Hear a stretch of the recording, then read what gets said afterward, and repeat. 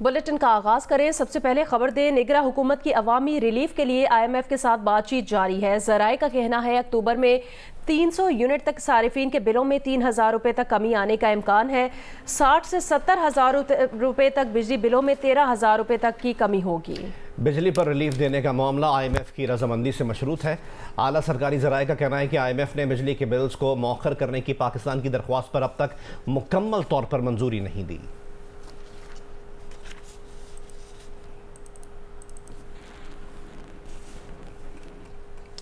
निगरान वज़ीर आज़म अनवारुल्लाह काकड़ ने कहा कि ओहदा संभालते ही पहली मीटिंग पावर टैरिफ और टैक्स से मुताल्लिक की। प्रोग्राम जरगा में बातचीत में मज़ीद कहा कि बिजली के भारी बिलों पर उनका कहना था कि फाइनेंस और पावर टीम इस मसले का मुख्तसर मुद्दती हल तजवीज़ करने जा रही है। ऐसे हल निकालेंगे कि फैसले वापस ना लेने पड़े। उन्होंने कहा अंदाज़ा है ऐसा तबका है जिस पर इंतहाई बोझ है। माजी में एक बार अपना बिजली का भारी बिल देकर होश ठिकाने आ गए थे। इदारों की निजकारी हमारे एजेंडे में शामिल है। मुझे ये अंदाज़ा है, मुझे ये यकीन है और मेरी ये हमदर्दी है कि एक ऐसा तबका है जिसके साथ जिस पे इंतहाई इस वक्त बोझ का आलम है। और मैं आपको बताऊं, आज से साल डेढ़ दो पहले मैं ख़ुद एक मरतबा इलेक्ट्रिसिटी का बिल जब मेरा आया तो मेरे होश ठिकाने आ गए। मुझे समझ नहीं आ रही थी कि इतना बड़ा बिल मैं अपने महदूद वसाइल से कैसे अदा करूँगा। इस सिलसिले में मैंने जैसे आपको अर्ज़ किया कि मल्टीलैटरल जो फाइनेंशियल इंस्टीट्यूशंस हैं उनकी कंडीशनैलिटीज़ के साथ ये मसला जुड़ा हुआ है। हमारे निज़ाम जो टैक्स का है उनको हमने बुलाया हुआ है। 13वां-14वां दिन गालिबन हमारा इस वक्त ऑफिस में है और इन 13-14 दिनों में भी जो सबसे ज़्यादा टाइम हमारा सरकार के औकात के हवाले से कंज्यूम हुआ है वो इन्हीं मसाइल के जानिब से हुआ। हमारी पूरी फाइनेंस की टीम, हमारी पूरी पावर की टीम इस मसले का जो एक नज़दीक तर यानी शॉर्ट टर्म का जो हल है वो भी तजवीज़ करने जा रही है और ऐसे अंदाज में करने जा रही है कि जो फ़ैसले हमें वापस ना लेने पड़ें। महंगी बिजली पर साबिक वजीर दिफा ख्वाजा आसिफ ने एहतजाज करते हुए कहा कि बिजली चोरी का नुकसान पूरा करने के लिए रेट बढ़ा दिया जाता है। अल्लाह की दी हुई रोशनी कोई इस्तेमाल नहीं करता। दिन 12 बजे के बाद मार्केटें खुलती हैं। दुकानों में 500 वाट के बल्ब लगे होते हैं। बाज़ शहरों और बाज़ मार्केटों में 85% बिजली चोरी होती है। जियो न्यूज़ से गुफ्तगू करते हुए ख्वाजा आसिफ ने मज़ीद कहा कि बिजली के बिलों में 24% टैक्स लगकर आ रहा है।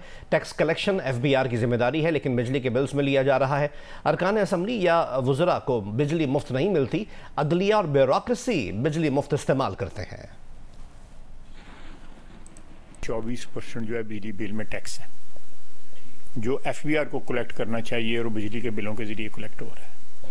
ये बुनियादी तौर पे गलत बात है। पिछले साल 4000 अरब रुपए की बिजली जो है बनाई गई और बेची गई, जिसमें से 3000 की अदायगी हुई, 25% की अदायगी नहीं हुई।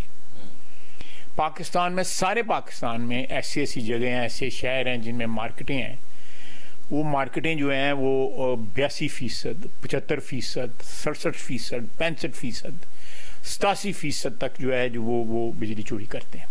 टैक्स देते नहीं हैं, बिजली का बिल अदा नहीं करते, चोरी करते हैं। 12-1 बजे करीब, 1:30 बजे, 2 बजे करीब जो है जुमे को 3 बजे खोलते हैं। नमाज शमाज पढ़ के अगे पिछले ਜਿਹੜੇ गुनाह ने बख्शवा के उसके बाद दुकाना खोल देने। तो ये इस तरह निज़ाम नहीं चल सकता। ना वजीर को बिजली मुफ्त मिलती है, ना MNA को बिजली मुफ्त मिलती है। लेकिन ऐसे ऐसे हमारे अशराफिया में लोग हैं, हुक्मरान अशराफिया में, हमारी अदलिया है, ब्यूरोक्रेट हैं, ये सारे के सारे जो है ये बिजली मुफ्त इस्तेमाल करते हैं या कम अज़ कम बहुत हद तक जो है इनको बिजली मुफ्त जो है वो दी जाती है।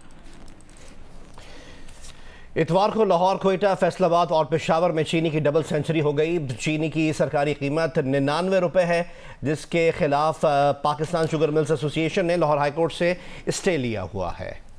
आपको अपडेट करें कि इस स्टे की वजह से FBR ना तो शुगर मिल्स पर छापे मार सकती है और ना चीनी के ज़खायर चेक कर सकती है। तशवीशनाक बात यह है कि महकमे खुराक पंजाब ने 6 महीने पहले दिए गए स्टे को विकेट करने के लिए कोई कानूनी कार्रवाई नहीं की।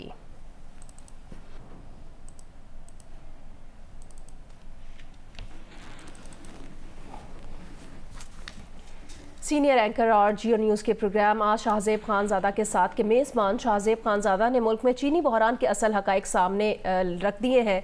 अपने 30 अगस्त के प्रोग्राम में शाहजेब खानजादा ने पाकिस्तान शुगर मिल्स एसोसिएशन और साबका PDM हुकूमत को चीनी की बढ़ती कीमतों का जिम्मेदार करार दिया था। बताया कि किस किस तरह ज़रूरत से ज़्यादा पैदावार का दावा करके पहले चीनी बरामद करने की इजाज़त ली गई और फिर चीनी की किल्लत और स्मगलिंग का रोना रोया गया, जिसके बायस अब हुकूमत 220 रुपए किलो के हिसाब से चीनी दरामद करने का मंसूबा बना रही है। निगरां हुकूमत के पहले इकनॉमिक कोऑर्डिनेशन कमेटी के इजलास में बताया गया कि मुल्क में चीनी का जखीरा सिर्फ 23 लाख मीट्रिक टन तक पहुंच गया है, जो कि नवंबर में नए क्रशिंग सीजन से पहले तक के लिए नाकाफी है। और इस वक्त चीनी के बहरान के पीछे सबसे बड़ी वजह इसकी बरामदात हैं। ECC की हालिया मीटिंग में यह बात सामने आई कि मुल्क में चीनी का मौजूदा बहरान गुज़िश्ता हुकूमत की जानिब से चीनी बरामद करने के फैसले के बाद पैदा हुआ और मालूम हुआ कि चीनी की इंडस्ट्री और गुज़िश्ता हुकूमत ने चीनी की पैदावार ज्यादा और खपत कम बताकर 2.5 लाख टन चीनी बरामद करने की मंजूरी दे दी। खबर के मुताबिक जनवरी में हुकूमत को बताया गया कि चीनी बरामद करने के बावजूद नवंबर में गन्ने के नए क्रशिंग सीजन तक मुल्क में 2 महीने की सरप्लस चीनी मौजूद होगी, लेकिन क्रशिंग सीजन से ऐन 2 महीने पहले ECC को बताया गया है कि मुल्क में चीनी का बहरान पैदा हो गया है।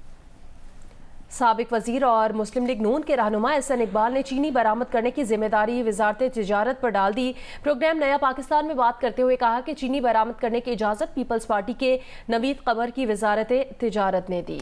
साबिक हुकूमत एक इत्तेहादी हुकूमत थी, सारी जिम्मेदारी नून लीग पर नहीं डाली जा सकती। मुल्क में स्मगलिंग, कार्टलाइजेशन और माफिया को तोड़ने की जरूरत है। ये ताल्लुक प्योरली वजारत कॉमर्स का इशू है और नवीद कमर साहब, चूंकि हमारी एक कोलेशन गवर्नमेंट थी, इसमें सारी की सारी जिम्मेदारी PMLN नहीं उठा सकती। हमारी बहुत सी अहम वजारतें हमारे कोलेशन पार्टनर्स के पास थी और कॉमर्स भी उनके अंदर एक अहम वजारत थी जो पीपल्स पार्टी के पास थी। लिहाजा अगर आप नवीद कमर साहब से इस बारे में उनका नुक्ता नजर लें, वो शायद आपको बेहतर बता सकें। जी, हमने उनसे रब्ता किया, मुसलसल उनकी तरफ से जवाब नहीं आया, लेकिन क्या आप ये कहना चाह रहे हैं, क्योंकि ये बयानात वैसे साबिक सदर मुमलिकत आसिफ अली जरदारी साहब के मौजूद हैं कि हमें 10 लाख टन चीनी एक्सपोर्ट करनी चाहिए, उससे हम ज़र मुबादला कमा सकते हैं $1 मिलियन का। ज़का अशरफ जो कि बड़े करीबी पीपल्स पार्टी से, वो भी पाकिस्तान शुगर मिल एसोसिएशन के चेयरमैन है, उनका भी यही मौक़िफ़ रहा है। तो क्या आप ये कहना चाह रहे हैं कि पीपल्स पार्टी की ख्वाहिश थी कि एक्सपोर्ट की जाए चीनी? देखिए, जैसे मैंने आपसे कहा कि जो कॉमर्स मिनिस्ट्री है वही फैसला करती है कि हमें किस चीज़ को इंपोर्ट करना है, किस चीज़ को एक्सपोर्ट करना है।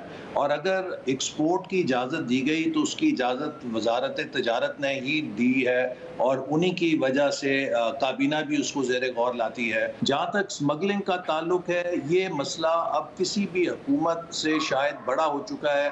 पाकिस्तान को हमने अगर कामयाब करना है तो पाकिस्तान पे जो एलीट कैप्चर है, जो कार्टल्स का कैप्चर है, जो मुख्तलिफ माफियाज का कैप्चर है, इससे हमें रियासत को आज़ाद कराना होगा। और इसके अंदर जो स्मगलिंग का भी एक बहुत अहम माफिया है, जो लोग इसके अंदर मुलव्वस हैं, उस पर क्रैक डाउन करना पड़ेगा। इसी तरह जो हमारी शुगर की इंडस्ट्री है, ये एक एलीट तबके की इंडस्ट्री है। वज़ारत ख़जाना ने एक रिपोर्ट जारी की है जिसके मुताबिक मार्च 2023 में पाकिस्तान के मजमूई कर्जे बढ़कर 59,247 अरब रुपए हो गए हैं। इनमें से हुकूमत का मुल्की कर्जा 35,076 अरब रुपए और गैर मुल्की कर्जा 24,171 अरब रुपए है। डॉलर करेंसी में गैर मुल्की कर्जे कम होने के बावजूद रुपए की कदर कम होने के बायस पाकिस्तान के कर्जे मजीद बढ़ गए हैं। माली साल 2022-23 के इख्तिताम पर पाकिस्तान के कुल कर्जों की मालियत 49,242 अरब रुपए थी। यूं 9 माह के दौरान पाकिस्तान के कर्जों में 10,000 अरब रुपए का इजाफा हुआ। इसकी बड़ी वजह रुपए की गिरती हुई कदर है। पाकिस्तानी कर्जों में से अंदरूनी या मुल्की कर्जा 59.2% और गैर मुल्की कर्जा 40.8% है। डॉलर में देखा जाए तो पाकिस्तानी कर्जा 88.8 अरब डॉलर से कम होकर 85.2 अरब डॉलर हो गया है, यानी इसमें 3 अरब 60 करोड़ डॉलर्स की कमी हुई है। एशिया कप के ग्रुप बी के मैच में बांग्लादेश ने अफगानिस्तान को 89 रन से शिकस्त दे दी। बांग्लादेश ने मेहदी हसन और नजमुल हुसैन की सेंचुरी की बदौलत 334 रन बनाए। अफगान टीम 45वें ओवर में 245 रन बनाकर आउट हो गई।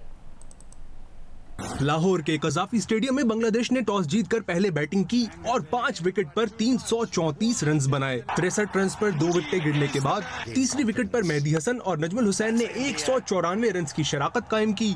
मेहदी हसन 112 रन बनाकर रिटायर्ड हर्ट हुए। नजमुल हुसैन ने 104 रन की इनिंग्स खेली। मुशफिकुर रहीम 25, कप्तान शाकिबुल हसन ने 32 रन स्कोर किए। शमीम हुसैन ने 11 और अफीफ हुसैन ने 4 रन बनाए। मुजीब और गुलबुद्दीन ने एक विकेट हासिल की। जवाब में अफगानिस्तान के 2 बैटर इब्राहिम जादरान और कप्तान हशमतुल्लाह शाहिदी ने मज़ाहमत की, जिन्होंने बिलतरतीब 75 और 51 रन की इनिंग्स खेली। अफगानिस्तान की पूरी टीम 45वें ओवर में 245 रन बनाकर आउट हो गई और 89 रन से मैच हार गई। पाकिस्तान वुमेन क्रिकेट टीम ने जनूबी अफ्रीका वुमेन क्रिकेट टीम को दूसरे T20 में 7 विकेट से शिकस्त देकर 3 मैचेस की सीरीज में 2-0 की फैसलाकुन बढ़तरी हासिल कर ली। कराची में खेले गए मैच में जनूबी अफ्रीका वुमेन ने पहले बैटिंग करते हुए 3 विकेट पर 150 रन बनाए। तस्मीन बिर्ड्स ने 46 और कप्तान लारा वुलवर्ट ने 41 रन स्कोर किए। 26 रन मैरी जैन कैप ने भी बनाए। सादिया और नशरा ने 1-1 विकेट हासिल की। जवाब में पाकिस्तान वुमेन ने हदफ आखिरी ओवर की पहली गेंद पर हासिल किया। Player of the match Sidra Amin ने कैरियर बेस्ट 61 रन बनाए। बिस्मा मारूफ ने 27, मुनीबा अली ने 26 रन बनाए। 13 रन पर नाकाबिले शिकस्त रहने वाली आलिया रियाज ने छक्के के जरिए पाकिस्तान को फतह दिलाई। 3 मैचों की सीरीज में पाकिस्तान ने 2-0 की हतमी बढ़तरी हासिल कर ली है। निगरान वजीर आजम अनवारुल हक काकड़ ने कहा, अफगानिस्तान में हालात बेहतर नहीं हुए बल्कि ज्यादा बिगड़ गए हैं। नेटो इनकला के बाद रह जाने वाले जंगी आलात पाकिस्तान के लिए ही नहीं पूरे खित्ते के लिए मसला है। नेटो के छोड़े गए आलात से हम पर हमले शुरू हो चुके हैं। खित्ते के बाकी ममालिक को इंतजार करना होगा कि उन पर यह वक्त कब आता है।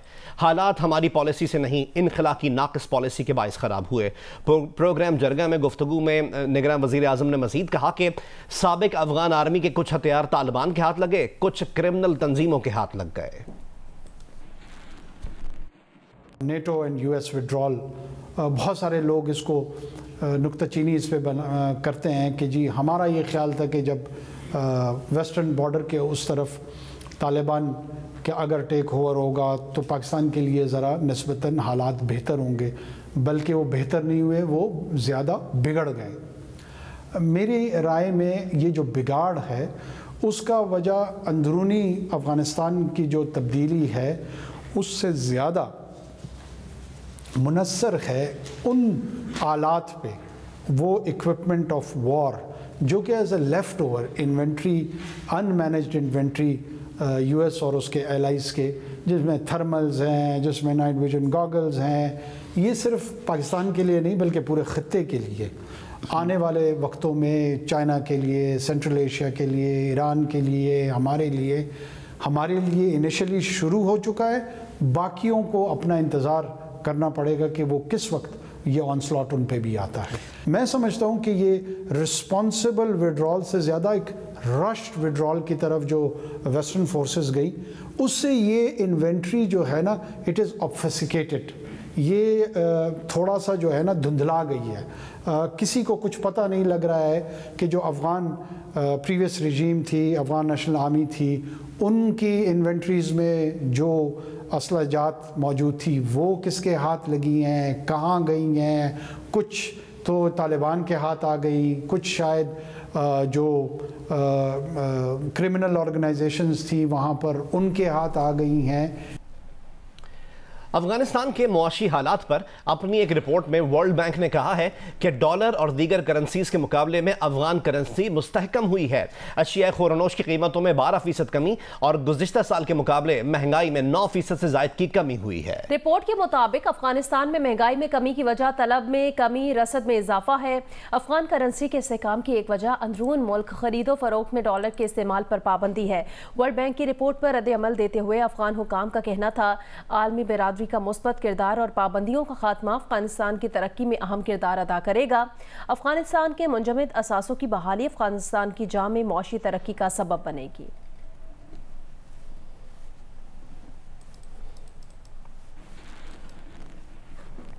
पुलिस लाइंस मस्जिद खुदकुश धमाके के बाद पुलिस ने रेड जोन में ऐसा सिक्योरिटी और मॉनिटरिंग सिस्टम मुतारिफ कराया है जिसमें चेहरे पहचानने, जांचने, आर्टिफिशियल इंटेलिजेंस, इंटरव्यू डिक्टेशन और के जरिए मॉनिटरिंग शुरू कर दी गई है। पेशावर से मैं रिपोर्ट करेंगे रसूल दावड़। पेशावर के रेड जोन में वाक़या गवर्नर हाउस, वज़ीर आला house, civil secretariat, central police office, police lines और दीगर अहम दफातर की सिक्योरिटी और मॉनिटरिंग के लिए एक ऐसा सिस्टम मुतारिफ किया गया है जिसमें किसी भी दहशतगर्द, मशकूक शख्स या गाड़ी के दाखिले पर अलार्म बजना शुरू हो जाता है।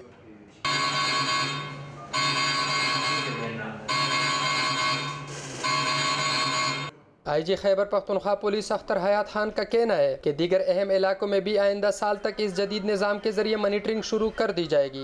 एक हाईली सेंसिटिव एरिया है तो इस तक एक्सेस जो है वो लिमिटेड है। अब हमने कोशिश ये की है कि जहाँ जो लोग भी इसको एक्सेस करें उनकी एक डेटा और रिकॉर्ड और इस तरीके से हो कि जिसमें टाइम भी ज़ाया ना हो और वो एक तरीके से हो। जदीद निज़ाम के तहत मतलूब अफराद का डेटा भी महफूज किया गया है, जबकि सरकारी इमारत में दीवार पलांगने वाले को बर वक्त गिरफ्तार किया जा सकेगा। सिस्टम जो है ये ऑटोमेटिकली काम करता है, ये ह्यूमन के ऊपर डिपेंडेंट उतना नहीं है क्योंकि ये ख़ुद गाड़ी को डिटेक्ट करता है, ख़ुद बंदे को डिटेक्ट करता है। अगर कोई इंट्रूजन होती है, ये इंट्रूजन कोई दीवार फलांगता है, कोई प्रीमिसेस में पुलिस के ACPO के आता है तो ये अलर्ट जनरेट करता है। पुलिस लाइन्स धमाके के बाद सिस्टम नस्ब करने की ज़रूरत महसूस की गई। पुलिस हुकाम के मुताबिक ये मुल्क का पहला सिक्योरिटी सिस्टम है जिसमें फेस रिकॉग्निशन, आर्टिफिशियल इंटेलिजेंस, कैमरे के जरिए गाड़ियों के नंबर प्लेट्स की तस्दीक, under vehicle surveillance system, road blocker और ज़रूरत पड़ने पर गाड़ियों के टायर ब्रस्ट करने समेत दीगर खसूसियात शामिल है। कैमरामैन सदीक बंगश के साथ रसूल दावड़, जियो न्यूज़, पेशावर। अभी आगे बढ़े, आपको खबर दें, पाकिस्तान में अमरीकी सफ़ीर डोनाल्ड ब्लूम की मुस्लिम लीग नून के सीनियर नायब सदर मरियम नवाज से मुलाकात हुई है।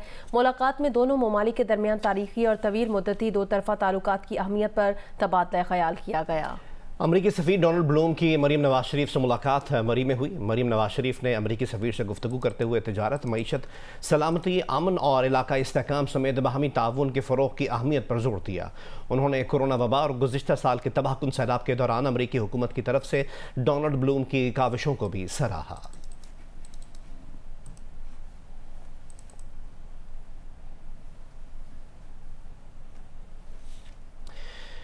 Human rights commission of Pakistan ने इंतखाबात के हवाले से पाई जाने वाली गैर यकीनी सूरत हाल पर तशवीश का इजहार किया है। एक बयान में HRCP ने इलेक्शन कमीशन से इंतखाबात के लिए शेड्यूल को फौरी तौर पर ऐलान करने का मुतालबा किया है।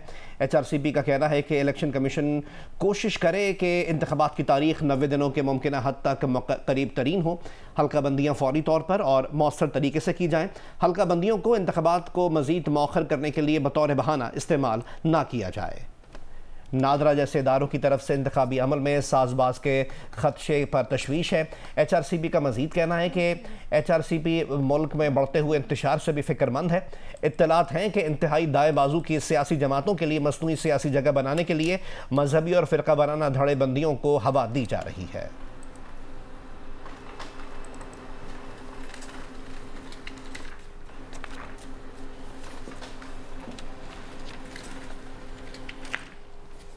सिंध भर में हज़ारों सरकारी स्कूल्स पीने के पानी और वॉशरूम तक की सहूलत से महरूम खुले आसमान तले कायम हैं, जहां नन्हे तलबा इंतहाई तकलीफ दे हालात में इल्म हासिल करने पर मजबूर हैं।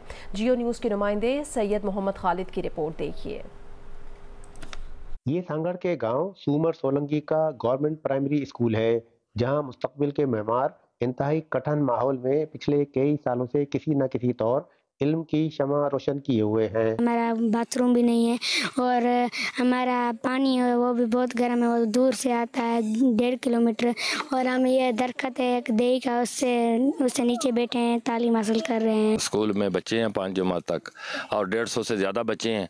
इससे भी मज़ीद मैंने तकरीबन 150 तो रजिस्टर पे हैं, बाकी भी छोटे छोटे जो मैंने अभी एंट्री नहीं की है। सिर्फ मीरपुखा, सांगड़ और थरपारकर अजला में 1,500 से ज़ायद प्राइमरी स्कूल छत, 4 दीवारी और वाशरूम जैसी बुनियादी सहूलियात से महरूम हैं। बच्चे किस तकलीफदेह माहौल में तालीम हासिल करने पर मजबूर है, इसका तस्वर भी महाल है। जबकि महकमा तालीम के ज़िला हुक्काम ने स्कूलों की तामीर और मरम्मत के लिए हुकूमत से भारी फंड्स तलब किए हैं, जिसका अब तक कोई जवाब मौसूल नहीं हुआ है। हमारे जो 500 स्कूल हैं उनके लिए हमने 3 अरब की डिमांड की है और फीजिबिलिटी रिपोर्ट बना के दे दी है। सिंध भर में खुले आसमान तले कायम सिर्फ प्राइमरी स्कूलों की तादाद लगभग 10,000 से ज़ायद है। मुश्किल ये है कि मुल्क के अबतर माशी हालात के बाइस इन स्कूलों की तामीर के लिए फौरी तौर पर भारी फंड्स मिलने की उम्मीद भी बहुत कम है। सैयद मोहम्मद खालिद, जियो न्यूज़ मीरपुर खास। हुकूमत पंजाब की जानिब से अब गांव चमकेंगे प्रोग्राम का आगाज कमालिया के देहात में कर दिया गया है। पहली मरतबा गांव को भी शहर की तरह सफाई का अमला और सहूलियात मुहैया की जा रही हैं। मजीद बता रहे हैं नुमाइंदा जियो न्यूज़ अमजद सईद। हुकूमत पंजाब की जानब से पंजाब भर के तमाम देहात में सफाई मुहिम शुरू किए जाने का ऐलान किया गया था। इस सिलसिला में कमालिया के तमाम देहात में सफाई मुहिम को शुरू कर दिया गया है। इस सफाई मुहिम के दौरान देहात में जो अरसा दराज से कूड़े किरगट के ढेर जमे हुए थे उनका खात्मा किया जाएगा। मखसूस पॉइंट मुकर्रर किया जाएगा जहाँ पर देहात के लोग कूड़ा किरगट रख सकेंगे और वहाँ से अमला उठा कर ले जाएगा। देहाती लोगों ने इस इकदाम पर खुशी का इजहार किया। उन्होंने कहा है कि गवर्नमेंट शहरियों के साथ साथ देहात के लोगों को भी तरजीह दे रही है कि वो भी इन सहूलियात से मुस्तफीद हो सकें। जी वेदर अपडेट आपसे शेयर करें। आइंदा 24 घंटों के दौरान पेशावर समेत खैबर पख्तूनख्वा के बेशतर इलाकों में मौसम गर्म और खुश्क रहने का इम्कान है। मजीद हमें रिपोर्ट करेंगे नुमाइंदा जियो न्यूज़ मोहम्मद दानियाल अजीज़। पेशावर में मतला साफ है, हल्की धूप निकली है, साथ हल्की हल्की हवाएं भी चल रही है। इस वक्त पेशावर में दर्जा हरारत 28 डिग्री सेंटीग्रेड है, जबकि आज पेशावर में ज़्यादा से ज़्यादा दर्जा हरारत 38 डिग्री सेंटीग्रेड तक जाने का इम्कान है। पेशावर में हवा में नमी का तनासुब 70% रिकॉर्ड किया गया है। महकमा मौसमियात के मुताबिक गुज़िश्ता 24 घंटों के दौरान खैबर पख्तूनख्वा के बेशतर इलाकों में मौसम गर्म और खुश रहा, जबकि आइंदा 24 घंटों की अगर हम बात करें तो पेशावर समेत खैबर पख्तूनख्वा के बेशतर इलाकों में भी मौसम गर्म और खुश रहने का इम्कान है। जी।